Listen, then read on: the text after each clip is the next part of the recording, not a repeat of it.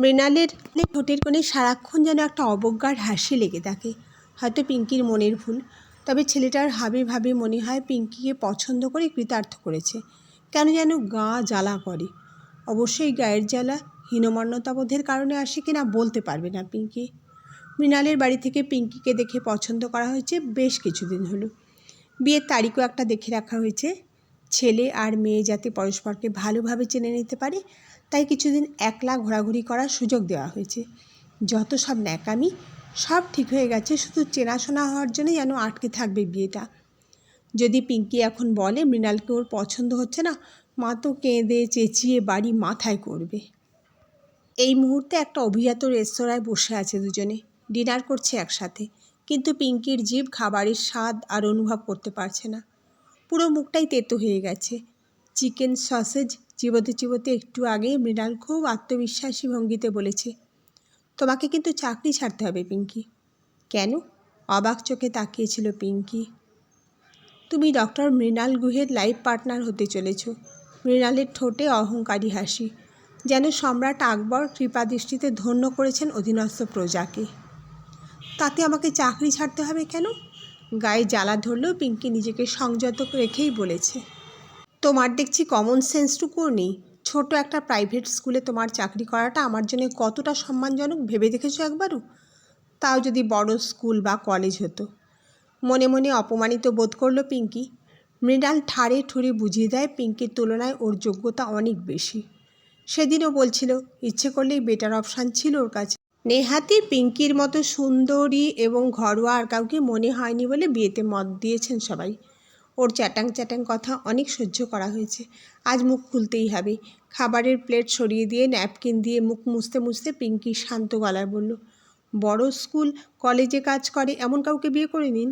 খামোখা আমাকে বাঁচতে গেলেন কেন? তুমি দেখছি খামোখা রেগে যাচ্ছ। মৃণালের চোখে রাজ্যের বিস্ময়। কিছুই বোঝো না? ন্যাকা যেন ভাজা মাছটি উল্টে খেতে জানে না। রাগ চেপে পিঙ্কি বলল, আমি চাকরি ছাড়তে পারবো না। আপনার কাছে আমার চাকরিটা ছোট হতে পারে, কিন্তু আমার কাছে নয়। তাই? আচ্ছা, সে দেখা যাবে। মৃণালের মুখে বাচ্চা ভোলানোর হাসি। অর্থাৎ পিঙ্কিকে আপাতত কিছু বলছে না, কিন্তু পরে চাকরি ছাড়িয়েই দম নেবে। পিঙ্কি বিরস বদনে চুপ করে গেল। মৃণালকে ওর একেবারেই পছন্দ হচ্ছে না, কিন্তু মাকে কথা বলার সাহস নেই। মৃণালের মতো ছেলে পেয়ে মা হাতে চাঁদ পেয়েছে, সেখানে বাদশাদার মতো দুঃসাহস ওর এখনও হয়নি। এক বিকেলে স্কুল থেকে ফিরে বই নিয়ে বসেছিল সবে, আহ্লাদিত মুখে মা এসে জানালো, পিঙ্কি, মৃণাল এসে গেছে, তাড়াতাড়ি তৈরি হয়ে নে। পিঙ্কির আজ কোথাও বেরোনোর ইচ্ছে নেই। সুকান্ত গঙ্গোপাধ্যায়ের পিতৃপক্ষ উপন্যাসটা অর্ধেক পড়া হয়েছে, ভাবছিল এখন বসে পড়বে বাকিটা, কিন্তু মা সেটা হতে দিলে তো। ফেরার পর থেকে কান খেয়ে ফেলছে মৃণাল আসবে করে। এসে উনি উদ্ধার করবে পিঙ্কিকে এবং মাকে। ব্যস্ত ছিল মা মেয়েতে মিলে। এখন এই মৃণালের গলায় মেয়েকে ঝুলিয়ে দিতে ব্যস্ত হয়ে উঠেছে মা। তা মায়ের আর দোষ কী?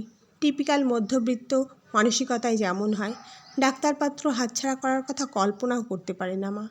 তাছাড়া পেছনে ধুনোতে ফুঁ দেওয়ার মতো আত্মীয় স্বজনরা তো রয়েছেনই। এসে গেছে তো আমি কি করব? পিঙ্কি বিরক্ত হয়ে বলল, তুই কি করবি মানে? তৈরি হতে যা। বেচারা কতক্ষণ বসে থাকবে? ওর তো তোর মতো বাধা ধরা সময়ের কাজ নয়। কখন কোথা থেকে ডাক আসবে দৌড়তে হবে। ডাক্তার বলে কথা। গর্বে মায়ের মুখ জলজল করে। অনিচ্ছা সত্ত্বেও উঠতেই হলো পিঙ্কিকে। নতুন কেনা ঘন নীল রঙের ডিজাইনার কুর্তিটা পরল। হালকা মেকআপ করে নীল পাথর বসানো ছোট্ট দুটো টপ পরল কানে। মা দেখে খুশি হয়ে বলল, বাহ, খুব সুন্দর দেখাচ্ছে, এবার বেরিয়ে পড়। রেডি হয়ে বসার ঘরে গিয়ে পিঙ্কি দেখল মৃণাল বসে বসে অস্থিরভাবে পা নাচাচ্ছে। পিঙ্কি বলল, চলুন, কোথায় যাবেন? এতক্ষণ ধরে কী করছিলে? কখন এসেছি আমি? মৃণালের গলায় বিরক্তি। পিতৃপক্ষ পড়ছিলাম। পিঙ্কি নির্বিকার। পিতৃপক্ষ? সেটা কি? অবাক হয়ে বলল মৃণাল। পিঙ্কি চুপ করে রইল।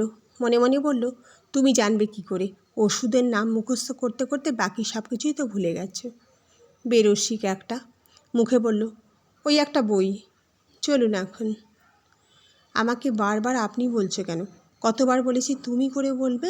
আমি চট করে তুমি বলতে পারবো না, আর কিছুদিন যাক, তারপর দেখা যাবে। শক্ত মুখে বলল পিঙ্কি। আচ্ছা ঠিক আছে, তোমার যেমন ইচ্ছে। একটু যেন মিয়ে গেল মৃণাল।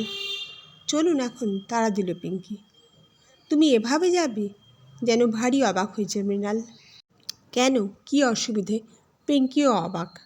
না মানে ওই রঙটা তোমাকে মানাচ্ছে না, অন্য কোনো রঙের ড্রেস পরে এসো। মনে মনে চটে উঠল পিঙ্কি। মৃণালের গলায় হুকুমের সুর। এখনও বিয়ে হয়নি, তবু নিজের মতামত পিঙ্কির ওপর চাপাতে চায়। বিয়ের পর কি করবে কে জানে। আমার এই রঙটা খুব ভালো লাগে, এটা পাল্টানোর কোনো কারণ নেই, শীতল গলায় বলল। তোমাকে ভালো লাগছে না? তোমার তো কোনো ড্রেসিং সেন্স নেই। গেলে এটা পরেই যাব, নইলে নয়। পিঙ্কির জেদ আরও বেড়ে গেছে। বেগতিক দেখে মা দৌড়ে এলো। মৃণাল যখন বলছে পাল্টে নে না, অন্য কিছু পরে নে। না, পিঙ্কি অনড়। মৃণাল হবু শাশুড়ির দিকে তাকিয়ে বলল, বেজায় জেদি দেখছি। বিয়ের পর ওকে নিয়ে খুব ভুগতে হবে মনে হচ্ছে। মৃণালের স্পর্ধা দেখে অবাক হয়ে গেল পিঙ্কি। মায়ের দিয়ে তাকিয়ে আরও অবাক হলো। মায়ের চোখে স্পষ্ট ভয়ের ছায়া। এই পাত্র হাতছাড়া হওয়ার ভয়ে মায়ের বার পিঙ্কির ওপরেই চড়াও হলো। পিঙ্কি চট করে এটা পাল্টে আয়, তোকে সত্যি ভালো লাগছে না এই পোশাকে। মায়ের রং বদল দেখে পিঙ্কি অবাক। একটু আগে মাই না বলছিল এটাতে পিঙ্কিকে খুব ভালো লাগছে। মায়ের প্রতি বিরক্তিতে এবার বলল, দুরকম কথা বলবে না তো মা। আমি এটা পাল্টাবো না, ব্যাস। আমার সময় নেই আর, অনেক সময় নষ্ট করে ফেলেছি, অন্য অনেক কাজ আছে আমার। মৃণাল উঠে দাঁড়িয়েছে। পিঙ্কির এত রাগ হলো, বলেই ফেলল, কেন এসেছেন সময় নষ্ট করতে? না এলেই পারতেন। ঠিক আছে চলি, বিয়েটা হবে কি না এ নিয়ে আর একবার ভাবতে হবে আমায়। শক্ত মুখে বেরিয়ে যাচ্ছিল মৃণাল। পিঙ্কি ডাকলো পেছন থেকে, যাবার আগে দুটো কথা শুনে যান। আপনাকে আর কিছু ভাবতে হবে না, আমার ভাবা হয়ে গেছে। আমি এ বিয়ে করব না। মৃণালের চোখ গোল হয়ে উঠল। পিঙ্কির তরফ থেকে এভাবে প্রত্যাখ্যান আসবে ভাবতেও পারিনি। একই পাত্রীপক্ষ, তাই পাত্রপক্ষের তুলনায় দুর্বল। এখনও দুর্বল পাত্রীপক্ষ ডাক্তার পাত্রকে ধরে রাখার জন্য কোথায় কাকুতি মিনতি করবে, তা না, উল্টে তারাই প্রত্যাখ্যান করছে। অপমানিত চেহারা নিয়ে বেরিয়ে গেল মৃণাল। মা হাহাকার করে উঠল প্রায়। এ কি করলি তুই? এরপরেও বিয়েটা কি হবে আর? হবে না। এমনিতেও মৃণালকে আমার একদম ভালো লাগছিল না। তা ভালো লাগবে কেন? মাকে জ্বালাতে হবে না? যেহেতু আমি পছন্দ করে বিয়ে ঠিক করেছি, তাই তোমার ভালো লাগবেই না? কি বলছো মা? মৃণাল খুব অহংকারী একটা ছেলে। ওর ধারণা ডাক্তার পাত্র পেয়ে বর্তে গেছি আমরা। কথায় কথায় ছোট করতে চায় আমাকে। তুমি কি চাও ওকে বিয়ে করে সারা জীবন ওর কথাতেই চলি আমি? মেয়েদের একটু মানিয়ে গুছিয়ে নিতেই হয়, এটাই নিয়ম। ভুল নিয়ম। মানিয়ে গুছিয়ে নিতে গিয়ে নিজেকে ছোট করতে পারবো না। যে অন্যকে সম্মান করতে জানে না তার তো মানুষ হওয়াই হলো না। আর যে মানুষ নয় তাকে বিয়ে করার কোনো ইচ্ছে আমার নেই। ভুল করলি তুই পিঙ্কি, ছেলেরা একটু অমন হয়েই থাকে, ওতে কিছু হয় না। তবুও মায়ের আক্ষেপ যায় না। একেবারে ভুল করিনি মা, ঠিক সময়ে ঠিক সিদ্ধান্ত নিয়েছি। স্বামী স্ত্রীর সম্পর্কে বন্ধুত্ব থাকাটা খুব জরুরি। ওর সঙ্গে যেটা কখনোই সম্ভব ছিল না, কোনো দিক দিয়েই ওর সাথে মেলে না আমার। যেখানে দুটো মন মেলে না সেখানে দাম্পত্য কখনো সুখের হয় না। তবে আর কি, থাকো আমার গলাতেই ঝুলে থাকো, বেজার মুখে বলল মা। হেসে ফেলল পিঙ্কি। তা কেন মা? পথ চলতে চলতে সেরকম বন্ধু তো একটা জুটে যেতেই পারে, যার গলায় ঝুলিয়ে দিতে পারো আমাকে। এবারে মাও হেসে ফেলল। নিজের সঙ্গে নিজের লড়াই চলছিল এতদিন পিঙ্কির, আজ শেষ পর্যন্ত আত্মসম্মানের জয় হলো। সেই যুদ্ধে জয়ের তৃপ্তি ওর বুক জুড়েই।